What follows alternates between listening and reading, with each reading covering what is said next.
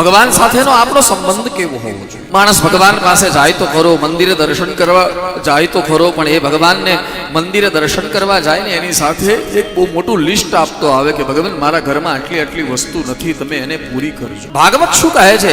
ભગવાન પાસે કંઈક માંગવા કરતા ભગવાનને જ માંગી લો. જો ભગવાન આપણા પક્ષમાં આવી ગયા ને મારા વાલા, તો બીજું કંઈ માંગવાની જરૂર નહીં પડે. ઈ આવશે એટલે એની મેળે બધું આવશે. અમારા ભાગવતમાં તો એમ લખ્યું છે કે ગોપીઓ બોલી છે ગોપી ગીતમાં કે ભગવાન બીજું કંઈ માંગવાની જરૂર નથી અમારે, બીજું બધું તો એની મેળે મળી જાય. તમારા ચરણમાં કંઈક એવો જાદુ છે. ગોપીઓ કહે છે કે અમે તમને પ્રણામ કરીએ ને એટલે તરત જ અમને બધી જ વસ્તુઓ મળી જાય. આપણને કઈ શરીરમાં દુખાવો થયો હોય ને મટતો ન હોય એટલે આપણે ડોક્ટર પાસે જઈએ અને ડોક્ટરને જઈને કહીએ કે સાહેબ વધારે પાવરની ગોળી આપો, આ મટતું નથી. એટલે ડોક્ટર વધારે પાવરની ગોળી આપણને આપે. હવે એ વધારે પાવરની ગોળી આપણે ખાઈએ એટલે આપણું દર્દ તો જાય, પણ બીજું કંઈક ઊભું થાય. એને રિએક્શન કહેવાય.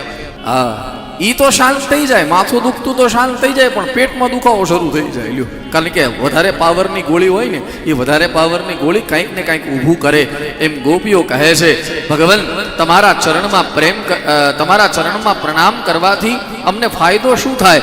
બોલે તમારા ચરણમાં પ્રેમ કરવાથી આ જગતની સંપદાઓ અમને રિએક્શનમાં મળી જાય છે, સામાન્યતા મળી જાય છે.